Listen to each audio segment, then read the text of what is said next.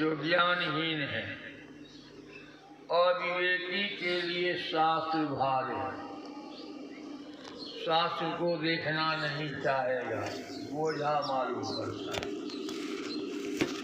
अविवेकी के लिए शास्त्र भार है,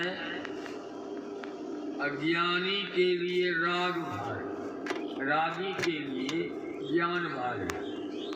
रागी कहते हैं जिसकी आसक्ति संसार में है। तो ऐसे जो रागी है उसको ज्ञान भार मालूम पड़ता है। अशांत मनुष्य के लिए यह मन भार है। जिसका मन अशांत है वह भी भार है, क्या करें नहीं करें, किसको मारें किसको लूटें, यही सब करते जाता है। अशांत मनुष्य के लिए मन भार है। जो आत्मज्ञानी नहीं है उनको शरीर भार है। शरीर कितना भार है, लोग इस शरीर का कीमत नहीं जानते हैं। और नहीं जानते हैं तो जो नहीं करना चाहिए वह कर देते हैं। माता पिता बच्चा को पढ़ाने के लिए बड़ा प्रयास करते हैं, बहुत खर्च करते हैं, तो जो कहते हैं सब पूरा करें। लेकिन बच्चा पढ़ने में मन नहीं लगाता है, खेल कूद में मन लगाता है। खेल कूद में मन लगा दिया और परीक्षा के समय में सोचेंगे चोरी करके पास कर जाना है, और चोरी नहीं हो पाई तो पास होगा कि फेल होगा। तो फेल अपने कारण हुआ कि माता पिता के कारण, तो सब तो अपने कारण हुआ। अपने अध्ययन नहीं किया, परिश्रम नहीं किया, पर फेल करेंगे तो सारी गलती हमारी है। तो क्रोध कौन बात का कि हम फेल कर गए, तो पॉइजन खा के मर गया। पॉइजन खा के मर गया तो पास हो गया नहीं। कितना यह शरीर भार है। जिस शरीर की याचना देवता लोग करते हैं, यह शरीर संसार में सबसे सर्वोपरि। देवता लोग भी इसकी याचना करते हैं। इसी लोग बतलाते हैं शास्त्र का अध्ययन नहीं कीजिएगा, शास्त्र का अध्ययन नहीं कीजिएगा, ज्ञान होगा, कभी ज्ञान होगा, सब दिन अज्ञानी रहिएगा। अज्ञानी रहिएगा यही दुख का कारण है। दुनिया में ज्ञान ही सर्वोपरि है, ज्ञान की ही पूजा होती है, ज्ञान में सब सुख शांति है। तो शास्त्र का अध्ययन नहीं कीजिएगा, जीवन भर अज्ञानी बनकर रहिएगा। जीवन भर अज्ञानी बनकर रहिएगा तो ज्ञान उसको अच्छा लगेगा। संसार से रहा, संसार में आसक्ति, और जब संसार में आसक्ति रहेगी तो कभी मन शांत हो सकेगा? तो मन शांत नहीं होगा तो मन क्या क्या करेगा ठिकाना नहीं। और जिसका मन शांत नहीं है वह आत्मा की अनुभूति कर सकेगा? कभी आत्मा की अनुभूति नहीं कर सकेगा। इसीलिए शास्त्र का अध्ययन कीजिए, संसार से राग हटाकर ज्ञान की ओर बढ़िए, तब मन आपका अशांत नहीं शांत रहेगा। अब मन शांत रहेगा तो आप आत्मज्ञानी बनिएगा।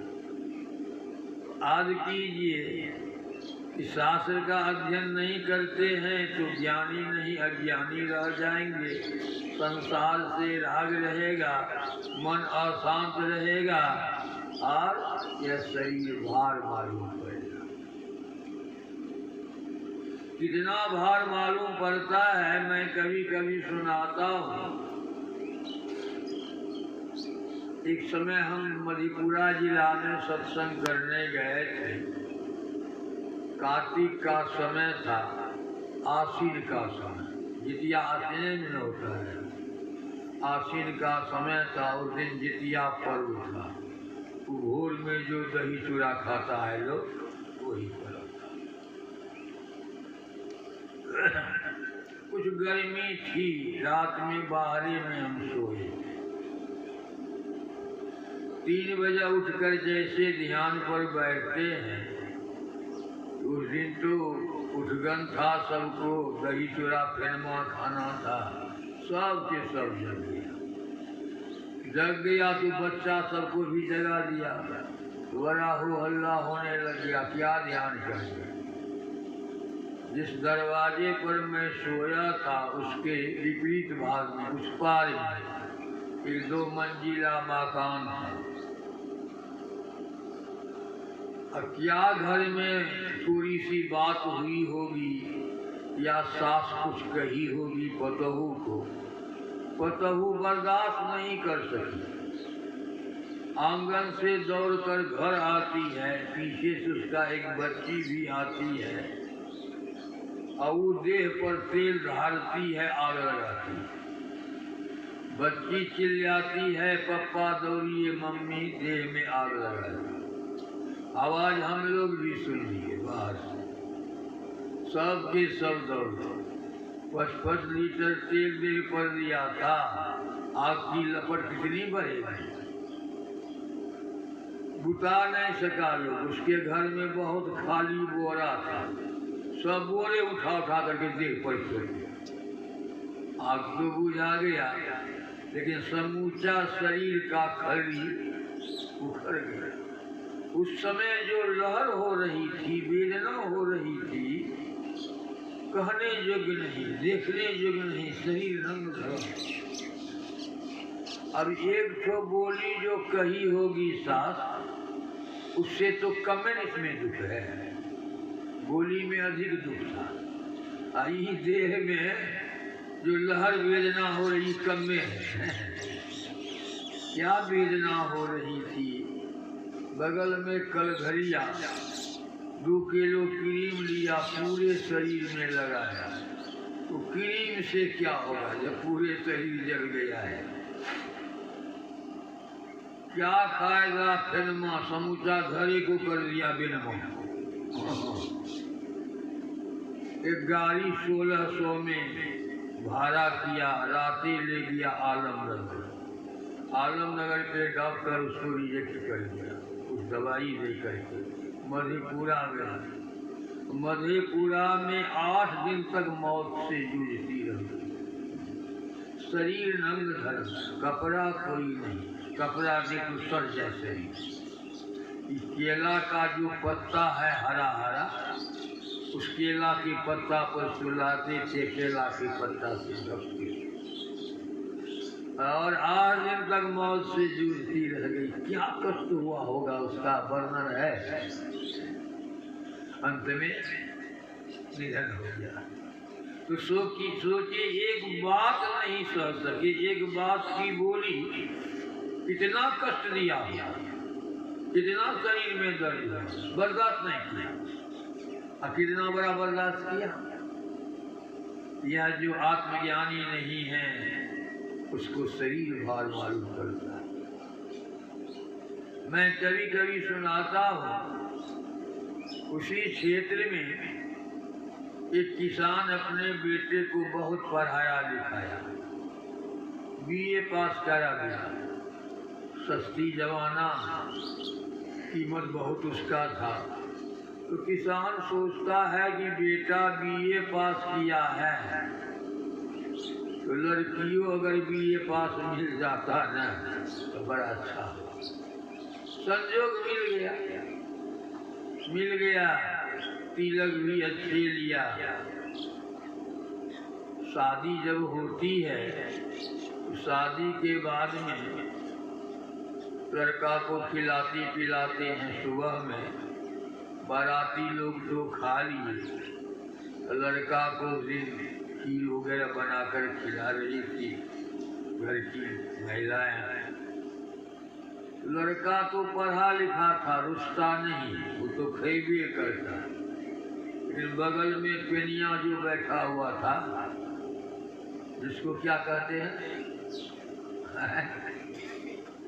लोकनिया, वह हाथे पकड़ी ले, भूतल की नहीं खाइए, वह हाथे पकड़ी ले खावेंगे। बहुत आवे दुल्हा की वो खाना है बचिया देवों घड़ी देवों खैबे न करे। ससुर आता है, दुल्हा खाइए न, क्या लीजिएगा? वो कहा टीवी रंगीन। उस समय टीवी रंगीन का कीमत अधिक था, 30-32 हजार। अभी उतना दाम नहीं, बहुत कम अभी दाम। उस समय बहुत दाम था, 30-32 हजार। तो कहा हम टीवी रंगीन लेंगे। ससुर कहते हैं दुल्हा जी, आपको पैसा देने में, शादी करने में हमारी जमीन जो है भरना लगा है, क्या दिक्कत है हम जानते हैं, टीवी हमसे नहीं हो सकेगा। कहा टीवी नहीं दीजिएगा तो भोजन नहीं करूँगा। अब सोचते हैं इतना खर्च वर्च इसी के लिए की है। एगो टीवी के लिए रुस जाए, बंधन टूट जाए तो ठीक बात नहीं है। अच्छा दुल्हा जी, जब आपका जिद है तो टीवी देंगे, अभी तो नहीं, दुरागमन में देंगे। ठीक है, नहीं आजे हम लेंगे। आज तो हमसे नहीं हो सकेगा, तो हम नहीं खाएंगे। तू कह दिया नहीं खाइएगा तो नहीं खाइए। ये जो कहा उसका क्रोध आसमान चल गया। कहा उठो अभी, चलो जल्दी तो निकलो। सबको कहा सब निकलिए, चलिए यहाँ गिराना नहीं है। कह दीजिए लड़की रुखसत करे तो करे, तो रखे। किसान सोचता है इतना खर्च की अपने घरे में लकड़ी को रखने के लिए, लड़की को रुखसत कर दिया। बड़ा आदमी लोकनिया कोई नहीं जाता है, छोटा छोटा बच्चा भी छोड़ दिया। जाने के समय दुल्हा कहते हैं ये बच्चा सब कहाँ जाएगा, सबको लौटाइए। कोई नहीं जाएगा, केवल लड़की जाएगी। लेकिन बच्चा उच्चा को भेजिए दिया। 2-4 दिन के बाद बच्चे सबको वापस कर दिया। जो आदमी रुखसत के लिए गए, लड़की को आने नहीं दिया। कई बार आदमी गए, लड़की को आने ही नहीं दी। तो मारुति बिलबिलाती थी, तो पति से बोलती है जाइए किसी तरह से मना उना करके लाइए। शादी की लड़की है, उसको वापस आना चाहिए, नहीं मानेगा तो कहिएगा तो फिर मिले जाएंगे। तो ससुर यहाँ से जाते हैं दुल्हा तो घर में नहीं था, समधी था। बैठते हैं, पानी वगैरह दिया, बातचीत होने लगी। तो बातचीत में समधी बोलते हैं, समधी क्या कहें, हमारा लड़का जो है ना हमारी बातें को नहीं मानता, बड़ा जिद्दी है।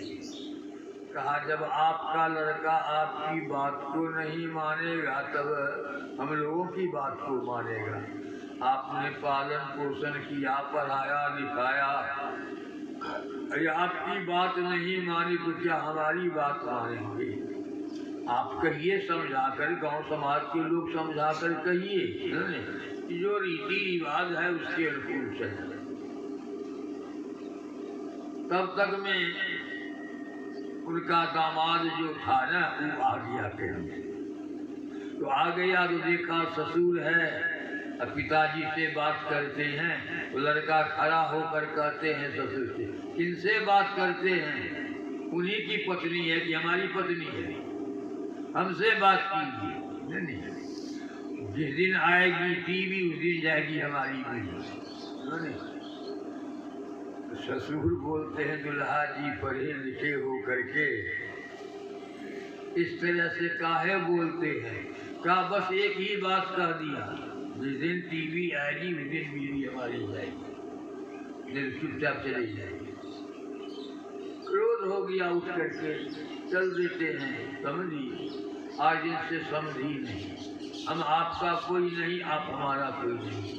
हम समझ लिया हमको बेटी नहीं, कह के चल दिया तो बेटी पर कितना असर पड़ेगा? बेटी रोने लग गई। अब मन ही मन सोचती है, अगर हम पिता के घर में नहीं आते, पिता को यह दिन देखना नहीं पड़ता, इतनी बेइज्जती नहीं होती, कारण हम हैं। तो यह जीवन बेकार रहना ठीक नहीं है। मन ही मन सोचती है, कुछ बोलती नहीं है, रोती है। पिताजी चले ही गए, कितने ही लोग रोकते रहे, रुका नहीं, कहा हमारा यहाँ कोई है नहीं, हम काहे रहे। लड़की काम करती है लेकिन भोजन नहीं करती। भोजन जब नहीं करती है तो लड़के की माँ बोलती है, अरे तुम काहे रुखसत कर देते हो?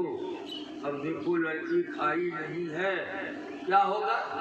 का चुपचाप रहो, नहीं खाई तो नहीं खाई, भूख लगेगी तो खाएगी, नहीं तो मरेगी। माँ गुस्सा के छोड़ दिया। रात में भी सब भोजन वगैरह बनाती है, सबको खिलाती पिलाती, अपने खाती अपने नहीं खाती है। तो फिर जाकर सास समझाती है, कहा माँ भूख नहीं है। बेटा आ गया, सोने के लिए खा पी लिया था, तो माँ बोलती है तुम जाने न मारेगा इसको, दिन में नहीं खाई, अभी नहीं खाई, तुम काहे जिद किया करते हो, काहे रुखसत करते हो? कहा चुपचाप रहो, भूख लगेगी तो खाएगी, नहीं तो मरेगी। कहा जो तुमको जो करना है करो। माँ भी चली गई। लड़का जब आया तो कहा खा क्यों नहीं लेती हो? वो भी तो पढ़ी लिखी थी, का इच्छा नहीं है खाने की। वो जाकर पलंग पर लेटते हैं, हाथ में उपन्यास था, पढ़ने लग गया। उपन्यास विशेष नाम उपन्यास का अर्थ है क्या है? उपमने विशेष, नाश जानते थे। पढ़ने लगते हैं, लड़की आकर के फाटक लगाती, चिटकी नहीं। तो लड़का सोच लिया कि जब नहीं खाएगी तो छिटकी लगाकर सोएगी। छिटकी तो लगा दी, उसी जगह तेल रखी थी। तेल देह पर उछलती है, आग लगाती है। आग लगाती है तो लड़का देखा कि फाटक तो बंद है, घर में आग लगेगी तो हम भी जलेंगे। उधर फरा के उठ के भागता है। तो जैसे भागता है कि लड़की भर पाजा पकड़ लिया। कहाँ जाते हैं? माए बाप टीवी नहीं दिया, चलिए दोनों स्वर्गे में टीवी देखें। स्वर्गे में दोनों टीवी देखें। भर पाजा पकड़ लिया, ये तो जल ही रहा है, लड़का को भी जला रहा है। अब लड़का चिल्लाता है, बाबू घर में आग लगा दिया अपने देह में, हमको भी नहीं छोड़ रही है, हम भी जल रहे हैं। फाटक खोलेगा, बंद है भीतर से। मारे हथौड़ा से समाट से तुरते तुरते लड़की समाप्त, लड़का अधजल हुआ। अब देखिए, इतना पढ़ा लिखा, आइए बीए पास लिए दिए साफ नहीं, चलो दोनों स्वर्ग है। कौन ज्ञान दिया? लड़का भी बीए, लड़की भी बीए। और कितना बड़ा ज्ञान! ज्ञान है कि अज्ञान है? यह अज्ञान है जिसके चलते जीवन दोनों का बर्बाद हो। इसीलिए ऋषि लोग बतलाते हैं कि शास्त्र का अध्ययन नहीं करोगे, ज्ञान नहीं होगा। ज्ञान नहीं होगा तो संसार से राग रहेगा, संसार की आसक्ति रहेगी। संसार की आसक्ति रहेगी तो मन अशांत रहेगा। मन अशांत रहेगा तो यह शरीर भार हो जाएगा, इतना बड़ा भार होगा एक दिन समाप्त। इसलिए अब सही शास्त्र का अध्ययन करें, सत्संग भजन करें, ज्ञान की उपलब्धि करें, इससे परम लाभ, परम सुख शांति मिलेगी। इसके बाद आप लोग सुने थे, कौन सी सुनने रहो?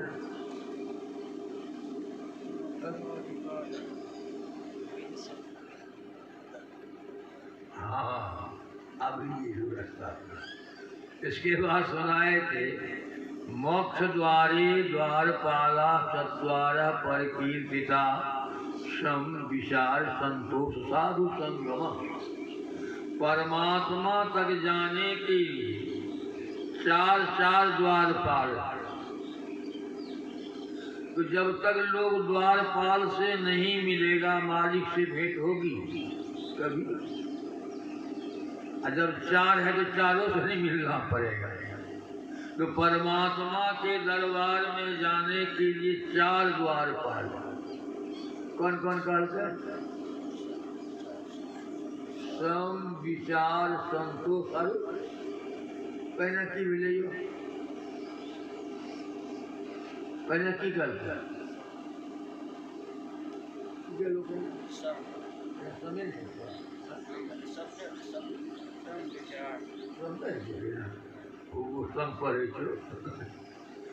सम ऊपर परमात्मा है तो उसके नीचे सम है, सम के बाद संतोष है, संतोष के बाद विचार है, विचार के बाद साधु। सबसे पहले साधु का साधु भूखे सम से साधु। परमात्मा तक जाने के लिए, परमात्मा की भक्ति करने के लिए सबसे पहले किनका संग करना पड़ेगा? साधु का संग। भगवान राम सबरी माई को कह दिया प्रथम भक्ति संतन कर संगा। उनको कहना चाहिए प्रथम भक्ति राम कर संगा, प्रथम भक्ति कृष्ण कर संगा, प्रथम भक्ति शंकर कर संगा, प्रथम भक्ति दुर्गा कर संगा। किसी का नाम नहीं आया मुंह में, क्यों कर?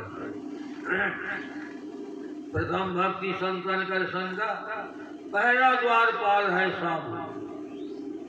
साधु से नहीं मिलिएगा, एक को देगा आगे नहीं बढ़ेगा, एक को देगा आगे नहीं बढ़ सकते। तो साधु का संग कीजिए। साधु का संग कीजिएगा तो क्या होगा? साधु बड़ी संतोषी होती। साधु जितना बड़ा संतोषी होता है उतना बड़ा संतोषी और कोई। कल मैं बतलाया था ना, एक संतोष के कारण सतगुरु मन में न चैन रही है तो सब चीज, लेकिन संतोष के बिना चैन नहीं। तो बतलाते हैं कि साधु के जैसा संतोषी। एक राजा अपने मुनीम से पूछा, मेरे पास कितनी बड़ी संपत्ति। मुनीम ने आंकड़ा लगाया और आंकड़ा लगा के कहा, हुजूर के पास इतनी बड़ी संपत्ति है कि 10 पुष्ट के आने वाले लोग बैठ कर खाए। खुशी होना चाहिए, दुखी होना चाहिए कि 10 पुष्ट के लोग बैठ करके खाएगा। तो खुशी नहीं हो करके दुखी हो गया। दुख किस बात की? हाल बात 10वें पुष्ट के लोग खाते, 11वां पुस्तक लोग खाते। अब 11वां उसको तकलीफ अपनो ठिकाने नहीं। की सोचे 11वां पुष्ट के लोग क्या खाएंगे। इतनी बड़ी चिंता हो गई, इतनी बड़ी चिंता हो गई, शरीर कमजोर हो गया, मरना आसन हो। बड़े बड़े डॉक्टर लोग आते हैं, बीमारी रहेगी तब न छूटेगी, वहाँ बीमारी है। रानी रोती है, संजो कौशिक महात्मा आ गए। रानी पैरों पर गिर जाती है, बाबा राजा साहब प्रजा की सेवा में क्या नहीं किया, जीवन को लगा दिया, सब धन लगा दिया। आज राजा साहब बीमार हैं, इनके लिए कोई दवाई नहीं है। डॉक्टर लोग थक गए, बाबा कोई उपाय कीजिए कि हमारा जो पति है राजा साहब यह स्वस्थ हो जाए। महात्मा जी पूछते हैं बीमारी कौन है? कहा बाबा इसी का पता नहीं है बीमारी कौन है। कहा जब बीमारी का पते नहीं तो दवा कौन है? बीमारी का पता लगेगा तब ना दवाई मिलेगी, अब बीमारी का पते नहीं। तो महात्मा जो होते हैं बहुत ज्ञानी होते हैं। महात्मा जी पूछते हैं अच्छा बीमारी का पता नहीं लगा तो राजा को किसी तरह की चिंता भी है? जी जी हाँ चिंता है। अब कौन बात की चिंता? मुनीब कहते हैं हमसे पूछा मेरे पास कितनी बड़ी संपत्ति। मैंने आंकड़ा लगा कर कहा आपके पास है इतनी बड़ी संपत्ति है कि 10 पुस्त के आने वाले लोग कहेंगे। उसी दिन से इनको चिंता हो गई है 11वें पुस्त के लोग क्या खाएंगे। का बस बस बीमारी मिल गई अब दवाई भी हो जाएगी। महात्मा क्या कहे? बीमारी मिल गई और दवाई भी अब हो जाएगी। हाँ बाबा दवाई नहीं। बाबा कहते हैं दवाई यही है राजन, आपको एकादशी व्रत करना पड़ेगा। एकादशी क्या वो है कि महीना में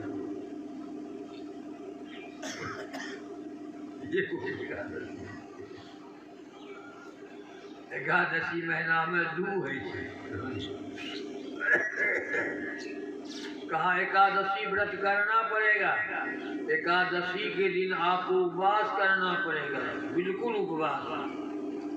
उस दिन का जो भोजन आपका बचेगा, भोजन जलपान दूध दही मेवा मिष्ठान, वह कल द्वादशी को किसी सज्जन को दान कर दीजिएगा। और जब सज्जन को दान कीजिएगा तब आप जाकर पारण करेंगे, द्वादशी नहीं पारण करेंगे। तो कहा ये कौन बड़ी बात है, हो जाएगा। तो राजा एकादशी व्रत किया, उस दिन का भोजन जो बचा है अब सोचा किसको दे जाए। तो वहाँ के लोगों ने कहा हुजूर काहे चिंता करते, यहाँ एक सत्संग मंदिर है ना, उस मंदिर में वो महात्मा रहते हैं, बड़ा सदाचारी है, ध्यान भजन करते हैं, रोज गंगा स्नान करते हैं, उससे बढ़ के कोई सज्जन नहीं, उसको दे दिए।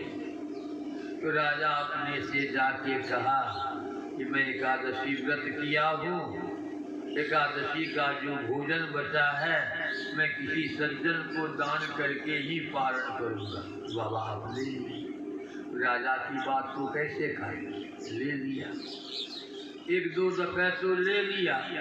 और तीसरी एकादशी में जब राजा उपवास करते हैं, अब बचा हुआ भोजन जब सज्जन के यहाँ जाते हैं देने के लिए, तो सज्जन मंदिर में कहिए। वहाँ के लोगों को पूछा कि महात्मा जी कहाँ गए? अब बाबा वो कुंभ का मेला नहीं इलाहाबाद में लगा है, वहाँ सत्संगो सब हो रहा है, वहीं चला गया। तो कब आएगा? का ठिकाना है, महीना दिन में आएगा कि 2 महीना में आएगा। तो सब तो महीना 2 महीना भूखे रहेंगे। छटपटा गए राजा, कल दिन भर का भूखा, आज मिल नहीं रहा है, कहा महीना 2 महीना भूखे मर जाएंगे। हाँ छटपटाने लग गया। लोग का है चिंता करते, जंगल में ढेरी साधु है, वो तो मांगिए कर खाता है, भूखे रहता है, उनको दे आइए। हाँ ठीक है। राजा हाथी पर सवारी करते हैं, उस पर बैठते हैं, सिपाही जाते हैं, भोजन का सब सामान लेकर जंगल जब गए, एक गाछ के निकट एक महात्मा नंग धर्म बैठे थे। धूनी जल रही थी, झोपड़ी भी नहीं थी, कोई आसन वासन नहीं था, कोई खाने पीने का अन्न पानी नहीं था। राजा बड़ा खुश हुआ, इसके पास तो कुछ है ही नहीं, तो लेवे करेगा, ही तो लेवे करेगा। हाथी रुकवाते हैं, उतर गए, हाथ जोड़ते हैं, बाबा मैं एकादशी व्रत करता हूँ, उस दिन का जो भोजन बचता है किसी महात्मा को दान करके मैं पालन करता हूँ। जिसको मैं दान दे रहा था वो चला गया इलाहाबाद, यहाँ नहीं है, तो मैं भूखे कैसे मरता, तो आपके निकट आए हैं, आप भोजन ले लीजिए। महात्मा जी कहते हाँ हाँ राजन, हम तो मांग कर रोज खैबे करते हैं, रोज मांगते हैं, रोज खाते हैं, आप देने के लिए आए हैं तो ले ही लेंगे, लेकिन जरा सा टौर है। अच्छा टौरते हैं, अपने चिलवा को बुलाते हैं, तेरम चिलवा, तो जी हाँ हुजूर इधर ही है, अभी भोजन के लिए कुछ है, तब तक में शाम हो गया, अभी भोजन के लिए कुछ है, अजी हाँ अभी तुरंत मांग के लाए हैं, आटा और सब्जी लाए हैं, ये देखिए नहीं, कहा राजा अभी का भोजन आ गया है, या भोजन किसी गरीब को दान कर दिया। का कैसा आप पागल है, जब मांगिए कर खाते हैं, अभी मांग कर खाए फिर बुरे मांगने जाइएगा, इस सामान को रख लीजिए कल खाइएगा। का हटा हटा, कल के लिए आज नहीं सोचता हूँ, कल के लिए कल ही सोचना पड़ता है, ले जाओ मैं नहीं लूंगा। कहा बाबा ले लीजिए न, रात में रखिएगा, कल खा लीजिएगा, हमको भी भोजन करना है। कहा एक दाना मैं नहीं लूंगा, मैं भजन करूंगा कि तुम्हारा भोजन जो रात भर यही क्या लेगा, करे तो आए ले भी नहीं आए ले, भाई भोजन करके हम वो करेगा उसी का रखवाली करेंगे, ध्यान करेंगे, हटाओ एक दाना नहीं लेंगे। राजा को जो ज्ञान का तमाचा लगा मुंह पर, एक महात्मा सुबह के लिए कल के लिए चिंता नहीं करते हैं कि कल क्या खाएंगे। हमने जैसा कौन बेवकूफ राजा होगा कि 10 वर्ष के लोग बैठ कर खाएगा, 11 के लिए हम मरते हैं, जाए सब जाओ, हमको सबसे क्या मतलब है। भोजन करने लग गया, चिंता मिट गई। कैसे साधु होते हैं, एक वक्त के अलावा दूसरे की चिंता ऐसे साधु संतोषी। तो साधु के संग करने से आपको गुण लगेगा कि नहीं लगेगा, अब गुण लगेगा तो आप भी संतोषी बनिएगा। तो जैसे साधु का संग कीजिएगा संतोषी बनिएगा, तो साधु का गेट आप पार कर गए, साधु का गेट पार कर गए, दूसरा गेट क्या है, संतोष है। और जब आप भी संतोषी बन जाइएगा, जो संतोषी बनेगा उसका विचार अच्छा होगा कि खराब होगा, जो संतोषी बनेगा उसका विचार अच्छा कि बुरा। नहीं है दुगो अलवा उखाड़ी नहीं है, ऐसे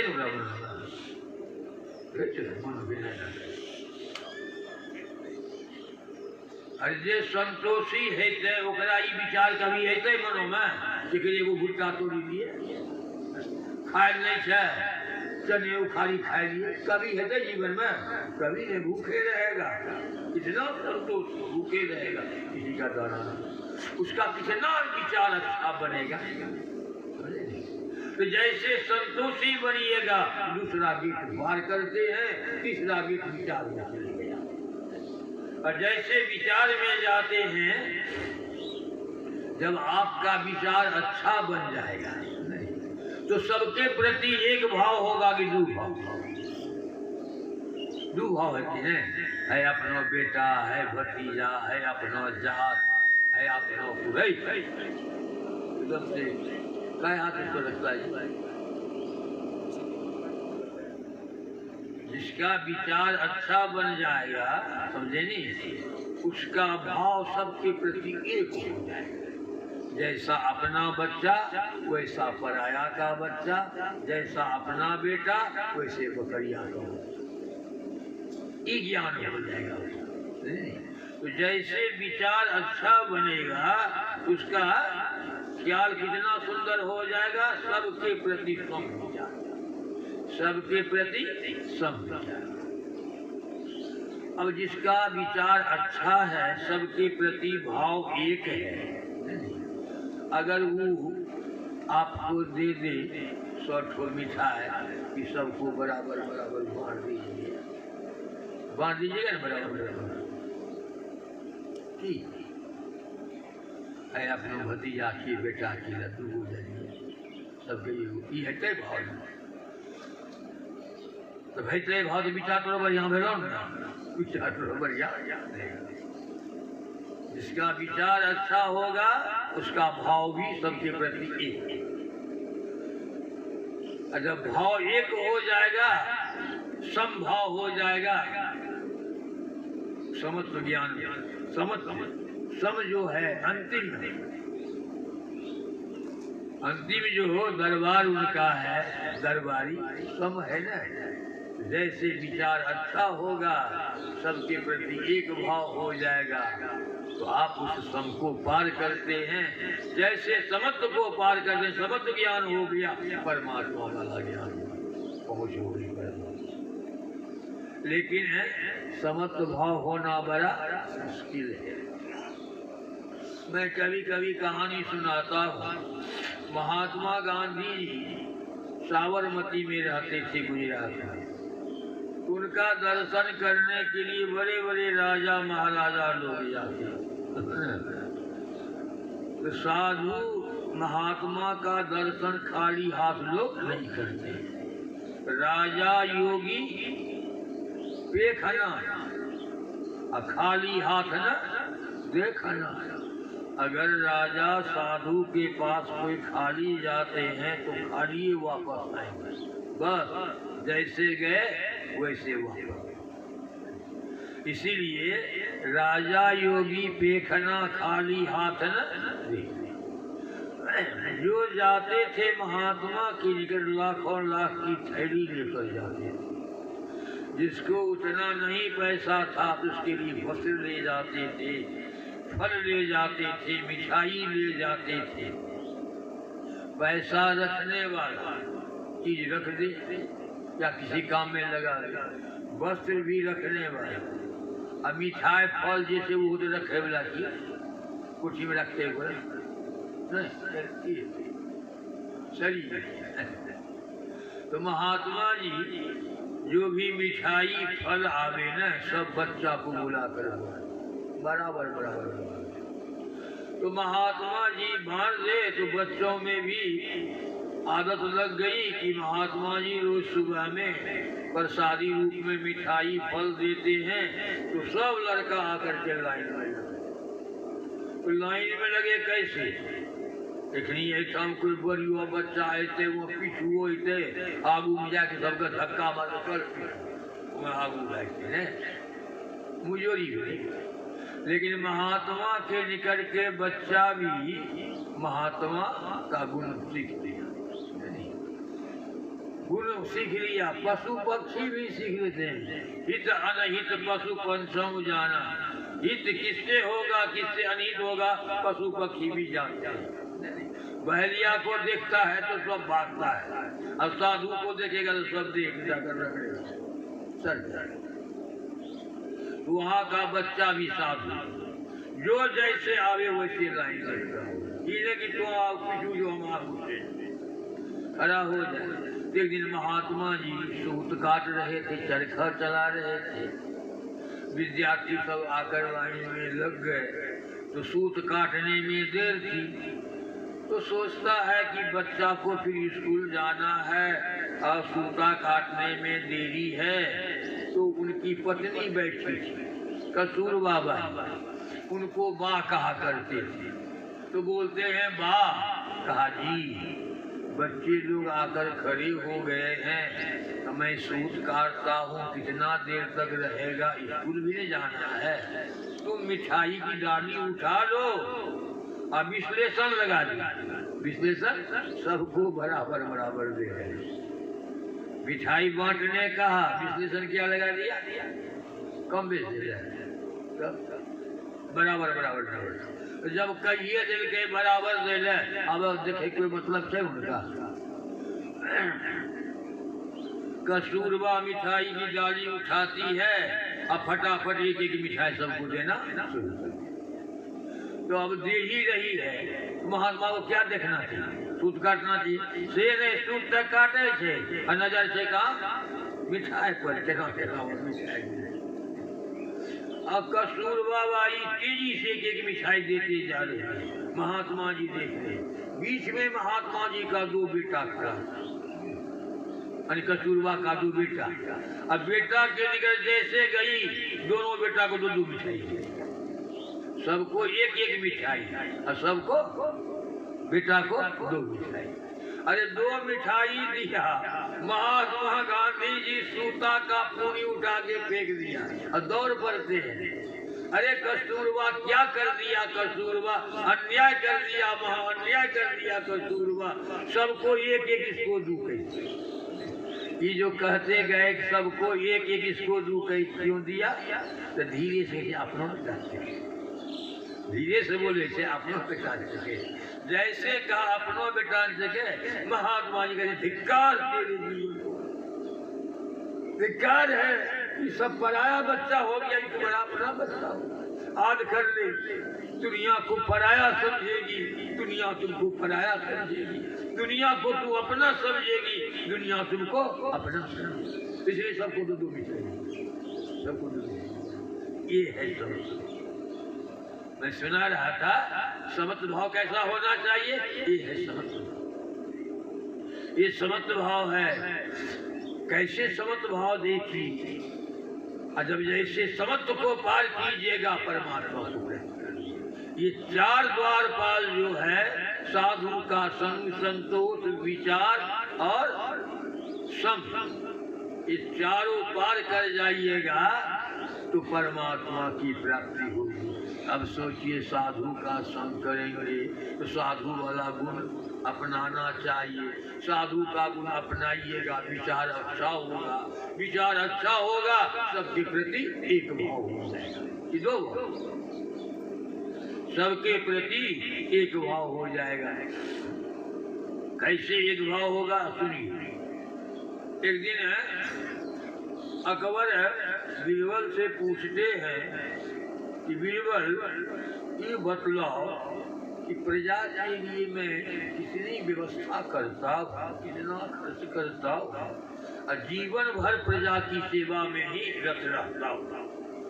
तो बोलो कि सबके प्रति हमारी किस तरह की भावना है, हम सबकी सेवा करते हैं, सबका कल्याण का काम करते हैं, रूल बनवाते हैं, पोखर कुआं खुलवाते हैं, स्कूल गौशाला बनवाते हैं, धर्मशाला बनवाते हैं, गरीबों को घर बनवा देते हैं, वस्त्र देते हैं, अन्न देते हैं। तो हमारी ऐसी भावना है, उन लोगों की भावना मेरे प्रति कैसी हो। तो बीरबल कह के हुजूर, जिसके साथ आपकी जैसी भावना होगी उन लोगों की भी भावना आपके प्रति वैसी। बिगड़ गए बेवकूफ कहीं का, जैसी हमारी भावना रहेगी जिसके प्रति, उसकी भी भावना मेरे प्रति वैसी रहेगी। हम उसका घर बनवा देते, वो हमारा घर बनवा देगा, उसको हम अन्न वस्त्र देते हैं, हमको अन्न वस्त्र देगा, उसके लिए रोड बनवा देते हैं, रोड बनवा देगा हमको। बेवकूफ कहेगा तो मेरे दरबार में रहने योग्य नहीं है या नहीं, तो इसको इसका विशाल हमको दो, कसौटी पर करके हुजूर मैं दे दूंगा। कहा दो, जिसके प्रति मेरी जैसी भावना है उसकी भी भावना मेरे प्रति वैसी होगी। कहा जी हाँ हम दिखला देते हैं। कहा दिखलाओ। कहा हुजूर चलिए टहल रहे हैं, सिविल वेश में दोनों टहलने जाते हैं, कोई जानेगा कि राजा है मंत्री है। जब जाते हैं कुछ दूर निकल गए, एक बूढ़ी आ रही थी भिखमंगी, कमर टेढ़ी थी, लाठी के सहारे किसी तरह से आ रही थी, फटा चीथड़ा कपड़ा था, कांधे पर भिक्षा की हुई। बीरबल कहते हैं हुजूर ये बूढ़ी आपकी रियासत है, यानी आपके राज्य की बूढ़ी है, बहुत गरीब है हुजूर, घर नहीं है, टूटी फूटी झोपड़ी है, शरीर पर वस्त्र नहीं है, घर में दाना नहीं है, भीख मांग करके खाती है। राजन आपकी भावना इस बूढ़ी के प्रति कैसी है? कहा देखो बीरबल, जब मेरी रियासत की बूढ़ी है, गरीब है, तो दरबार से इसका घर बनवा देना चाहिए, वस्त्र देना चाहिए, अन्न देना चाहिए। नहीं, ये राजा का काम। कहा हुजूर आपकी भावना ऐसी है न बूढ़ी के प्रति? कहा अच्छा, तो बूढ़ी की भावना देखिए आपके प्रति कैसी होती है। कहा दिखाओ। तब तक मैं बुढ़िया आ गई। बीरबल कहते हैं अगे बुढ़िया एक बात जाने छे, अगर के बाबू हमें की जानबो पेटवा के चलते रात्रि भीख मांगी, हमें कुछ नहीं जाने छे बाबू। जानबे हैं जनाई दे बाबू की बात क्योंकि यहाँ करो जे राजा रहो न। हाँ बाबू अकबर। हाँ हाँ बाबू की भेले राति मरी गलो, जहना करके मरी गलो बुढ़िया। हो बाबू ऐनो राजा मरी गलो, गरीब के अन्न पानी कपड़ा वस्त्र घर बनाए दे रहे, अब के बनाए देते हो बाबू? छाती पीटे का।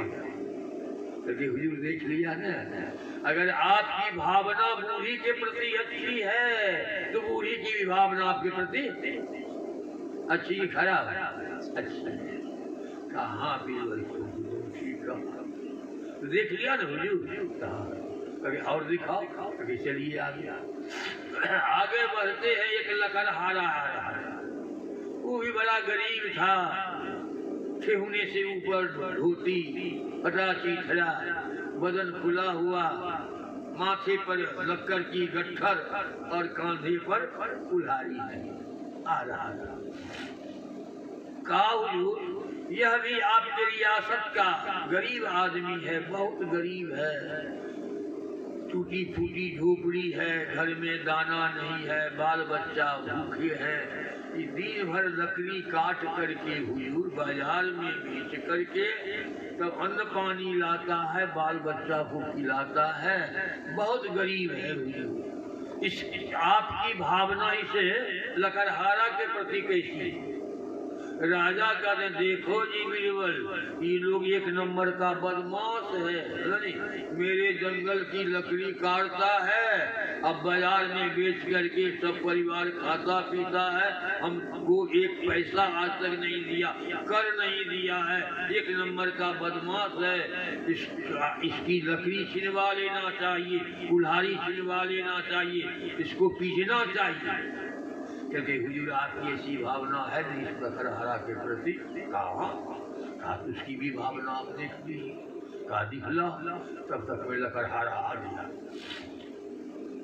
बीरबल पूछते हैं लकड़हारा एक बात जानता है?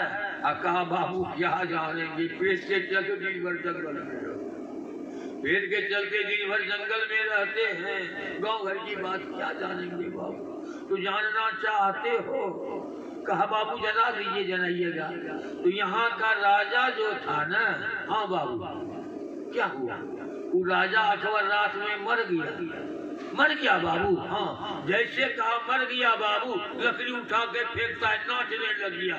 भगवान बड़ा अच्छा किया, बाबू मर गया, ऐसे राजा को जीने का अधिकार नहीं है। हम गरीब आदमी लकड़ी काट करके जीवन प्रवस्त करते हैं, लकड़ी छिनवाता है, कुल्हाड़ी छिनवाता है, पिटवाता है, ऐसे राजा को जीने का अधिकार नहीं है। ये मर गया, बहुत अच्छा हुआ, आज हम लकड़ी बेच करके भगवान को मिठाई चढ़ाएंगे, भले का हुजूर देख लिया ना, बुढ़िया के प्रति आपकी अच्छी भावना थी तो बुढ़िया की भी भावना आपके प्रति अच्छी, और लकड़हारा के प्रति आपकी भावना कुभावना थी, उसकी भी आपके प्रति कुभावना।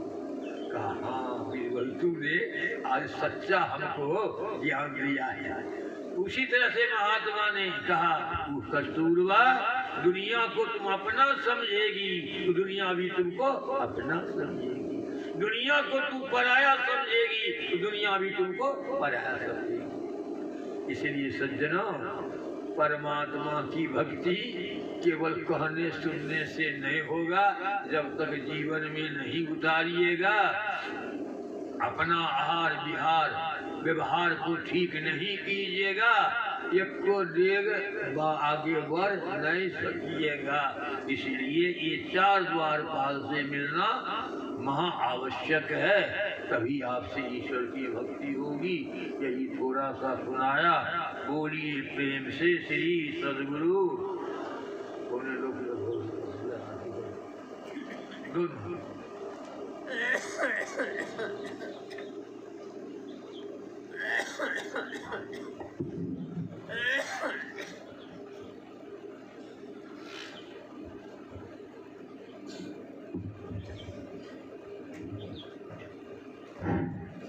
अब हम लोग आरती संग सतगुरु की जय। अंतर ज्योत होत लख जय।